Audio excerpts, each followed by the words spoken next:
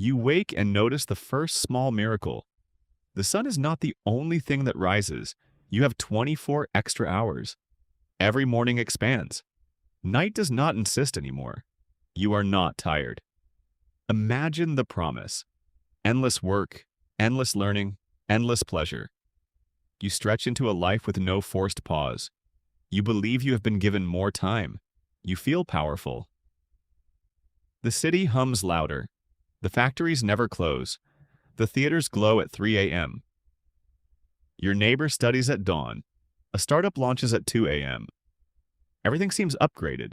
You taste possibility. You taste freedom. But taste is not truth.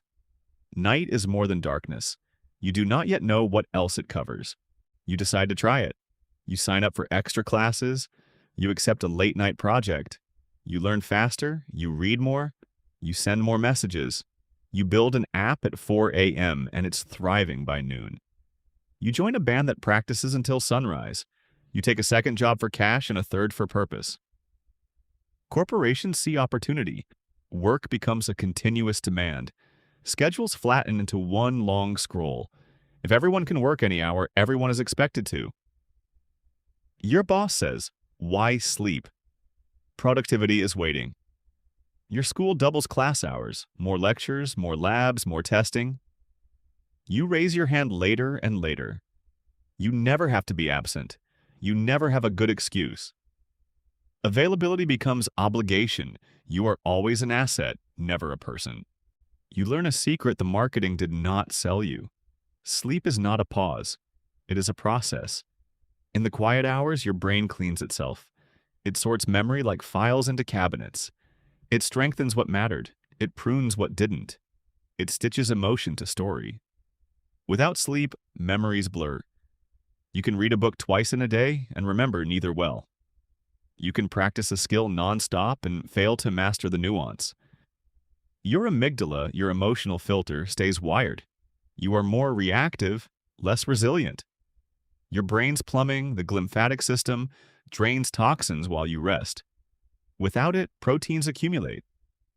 Repair slows, illness becomes quieter, then sharper. Your immune system misses its rhythms. You don't feel it immediately.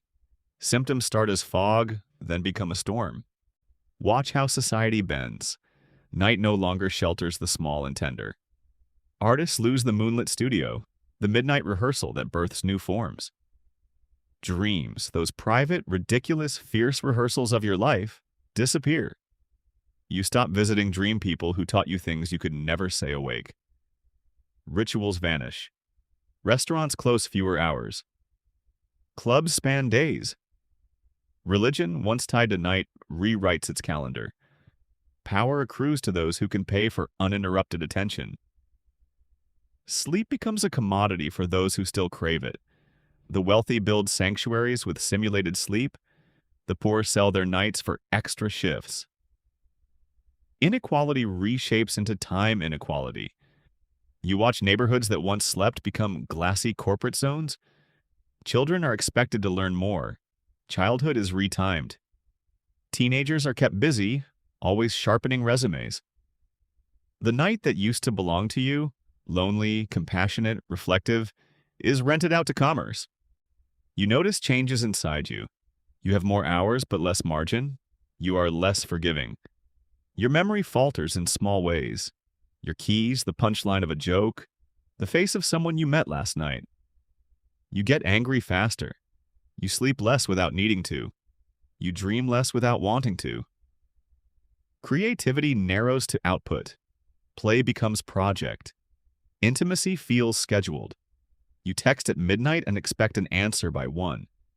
You grow skillful at multitasking and terrible at presence. Relationships accumulate unread messages. You become efficient at connection and terrible at being known. Rest was an interval where you reconciled yourself. Remove it, and you remove the internal pause where meaning is made. Now imagine concrete scenes, a hospital that never closes. No more shift change, no more rest for nurses. Performance is a continuous variable. A school where classes double, homework triples. Children learn to optimize time, not curiosity. A city where lights are never dim to save sleep. Birds change their migration. Streetlights burn insect populations into collapse. Crime changes shape. Theft of time. Black markets selling true rest. Employers illegally scheduling beyond humane limits. A student society holds all-night exams as a rite of passage. A parent watches a child study at midnight because the competition never sleeps. You work to stay relevant. You rebel to feel human. Some people opt out, forming communes that reclaim darkness, insisting on enforced rest as civil disobedience. They become heretics. They are cataloged, monitored, labeled inefficient. Their quiet practice seems radical. A human right to disconnect becomes a political movement. You stand in the middle of the world you built. You can do anything at any hour. You can invent and stream and scale and hustle until your hands tremble. You can write the novel at 2 a.m. and code the startup at 2 p.m.